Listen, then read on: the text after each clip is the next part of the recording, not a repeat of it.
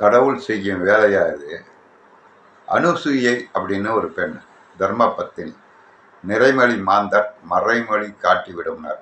சொன்னா சொன்னது நடக்கும். அவள் தான் நிறைமொழி மாந்தர். சரி, அவள் வாழ்க்கையில் என்ன சம்பவம்? அவளுடைய பெருமைகளை இந்த உலகத்துக்கு தெரியப்படுத்தணும். நாரதர் நினைச்சார். புரியுங்களா? அவர் ஒரு வேலையை பண்ணார். நாரதர் கழகம் நல்லதில் முடியும். வறுத்த இரும்பு நிலக்கடலை கேள்விப்பட்டிருப்பேன். இரும்புல நிலக்கடலை இருந்தால் எப்படி இருக்கும்? அதை வறுக்க முடியுமா? தான் அம்மாட்டா சரஸ்வதிகிட்ட போகிறாரு, இதை வறுத்து கொடுமானாரு. அவனுக்கு என்ன பைத்தியம் முடிச்சு போயிருக்கா, போடாங்கடா அப்படின்ட்டான் சரஸ்வதி. அடுத்து மகாலட்சுமிகிட்ட போனான், இந்த நிலக்கடலையை வறுத்து கொடுக்கணும். நிலக்கடலையை வறுக்கணுமா, என்ன அவசியமாக இருக்கணும்? வாங்கி பார்த்தா இரும்பு கடலை. என்ன நடந்தா? ஏன் நான் கலகம் செய்ய வந்தியா? என்னத்துக்கு இப்படி கொடுக்குற?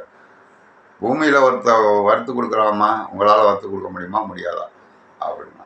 என்ன சரஸ்வதி கலைவாணி பையன் வந்துக்கிட்டு இப்படி பேசுகிற? போ அப்படின்ட்டேன்.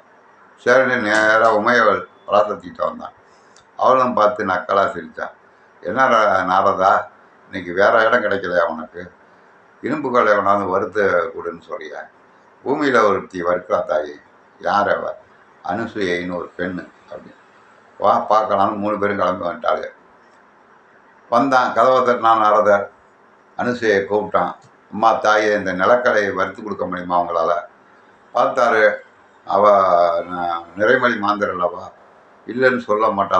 சொன்னது பழிக்கணும், அவளுக்கே தெரியும். கொண்டா வறுத்து தரேன் அப்படின்னு இரும்பு நிலக்கடையை வாங்கினான்.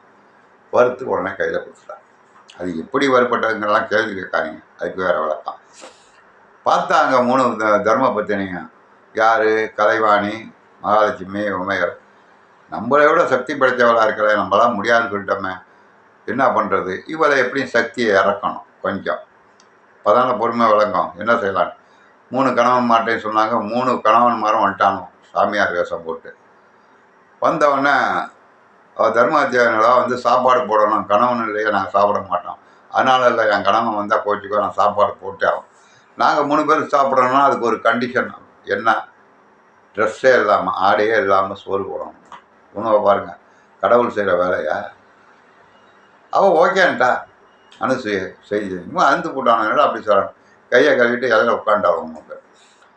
3 பேரும் உட்கார்ந்தவுடனே இலை ஓட்டு தண்ணியெல்லாம் தெளிச்சிட்டு உள்ளே போனான். தன் தலைமுடியை அவுத்து விட்டான். அந்த காலத்து பெண் உடம்பு பூரா மறைச்சிட்டு நேராக வந்தா. சோறை போட்டவனோ பயந்து கூட்டானோ. உடனே கிருஷ்ணபுரமா வாயு பகவானை கூப்பிட்டார். காற்றடிக்கட்டுன்னார். காற்றடிக்குது. இவன் 3 குழந்தைகளாக